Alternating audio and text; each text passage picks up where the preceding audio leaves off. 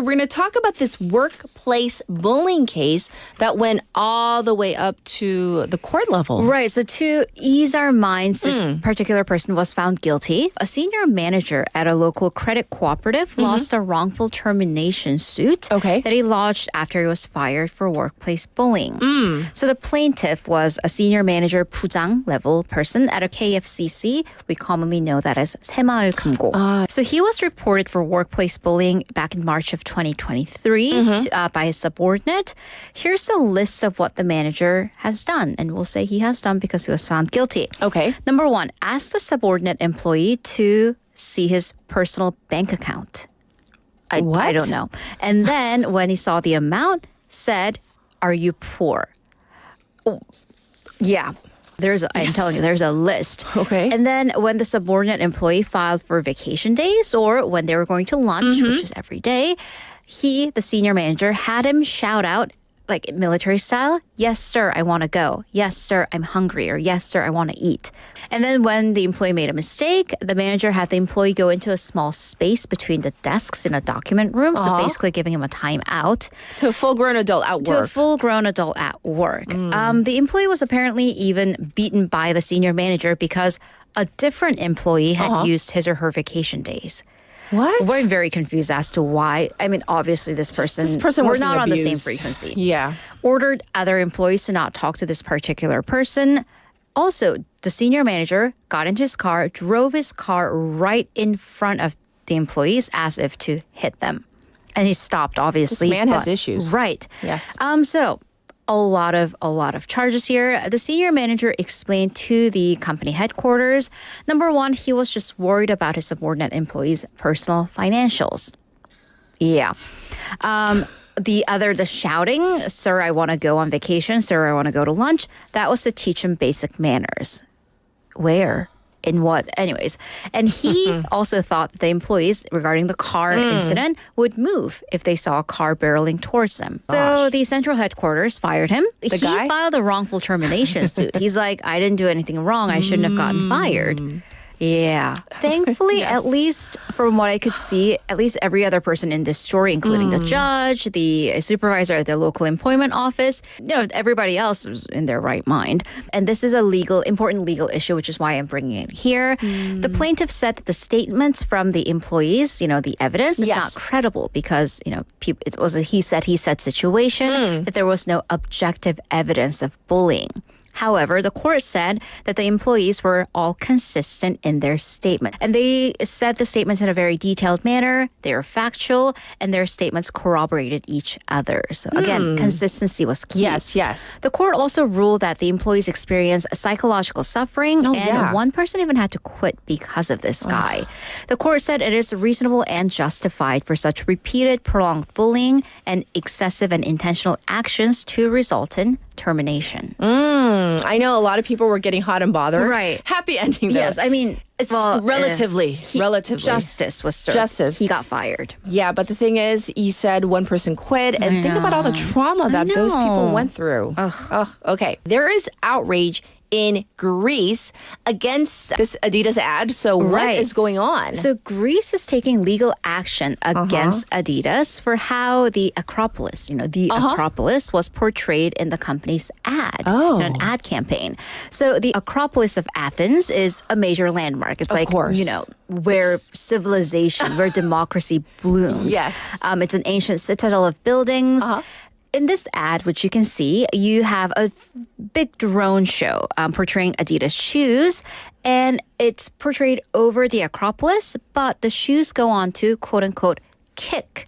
So the shoes are moving, and it looks like they are kicking the Acropolis. Really? Yeah. So one of the people who did not take it well was the Greek culture minister, Lina Mendoni.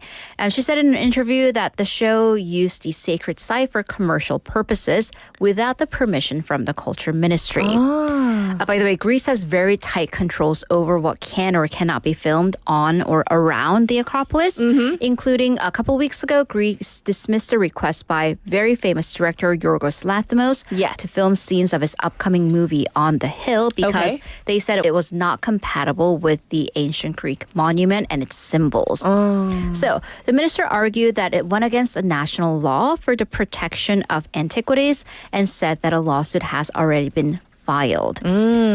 Greeks, residents of Athens, they also expressed their outrage on social media, saying that projecting drones over one of humanity's most sacred cultural heritage sites is vandalism out of scale. Here's what's interesting, though. Perspective, because drones are, they're aerial. So depending on where you're looking at it, it could be kicking the Acropolis or it could just be quote unquote walking on thin air. Yes. That's basically the statement Adidas made. That the drone show received number one, they received and followed all the required permits, and that no image of the Acropolis monument was used by Adidas for advertising or for other purposes. So yeah. This is regarding an airplane incident. A plane with over 200 people apparently flew without a pilot for about 10 minutes. Yeah. Anytime there's no pilot, even for a second, right, I would be nervous. I know there's autopilot. Yes, I do. Can we also have, human pilots? Yes. So this incident happened last year, by the way, but it's just coming to right now. So this was a Lufthansa flight A321 that had 199 passengers and 6 crew members on board, flying from Frankfurt to Sevilla in Spain, February 17th of last year. So the pilot had vacated the cockpit to go to the bathroom. There's a co-pilot. Yes. He passed out. He fainted in the middle of the flight. The autopilot was on, so the plane was in a stable flight. However, apparently the co-pilot did operate the controls unintentionally. So there were some buttons and rods touched. And sounds consistent with the co-pilot's sudden and severe incapacitation were recorded on the voice recorder during the time. So yes. Obviously there's an investigation coming up or ongoing. The air traffic controller, they tried to reach the co-pilot 3 times during this incident. No response. And then actually when the captain returned from the bathroom, because you can't, even if you're a captain and you have a code, you can't just enter. You actually have to put in a code with a regular opening code, and that chimes whoever's inside the cockpit. It seems that they pushed an open button to let them in.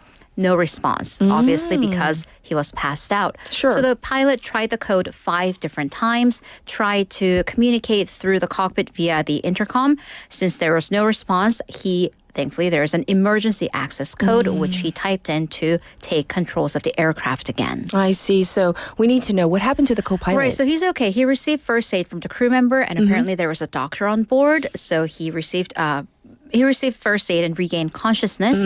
The pilot, however, they diverted the plane to Madrid, where they dropped him off at a hospital. Yes. And an investigation determined that apparently this co-pilot had a pre-existing neurological condition, kind of similar to epilepsy, that was undiagnosed in his pre-flight medical. So they just found out about this. So his medical license has been suspended, or his medical certification, rather, has been suspended. They did say this was an extraordinary circumstance, and the captains are trained for situations for when the pilot becomes, say, unavailable. I see. Well, good to know that, he's going to be okay. Right. But still startling to hear about. Yeah. We're going to move on and talk about this.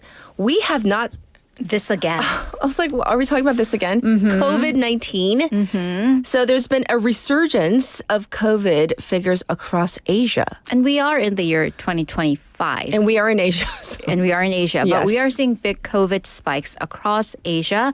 For one, Taiwan's public health authorities have seen over 19,000 emergency COVID patients last week. Yes. That's almost double. 88% increase compared to a week ago. 4 people died, and there are 93 severe cases. In Thailand, a doubling of confirmed cases with an 11-week consecutive increase. Hong Kong, 30 COVID-related deaths in the last 4 weeks, with positive rate at 13.6% out of all tested cases, the highest this year.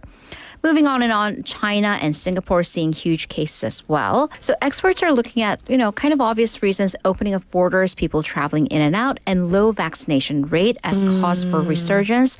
But we've kind of seen a summertime surge because of increased air conditioning and other reasons, more time spent indoors. So please be aware. Yes, that's true.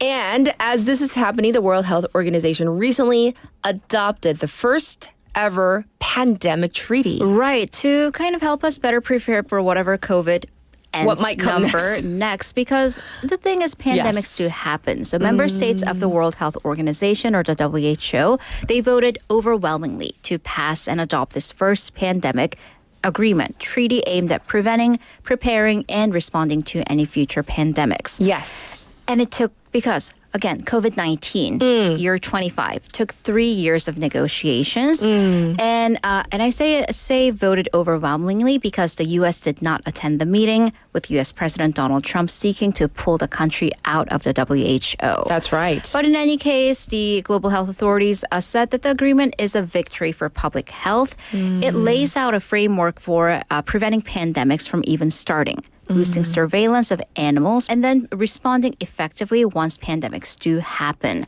Protective equipment to healthcare workers, aligning regulatory systems, increasing access to treatments. But realistically, there's always two sides. How effective this will be is unclear because implementing this takes money. Yeah. Yes, funding is very important. Thank you, Haley. See you in a bit.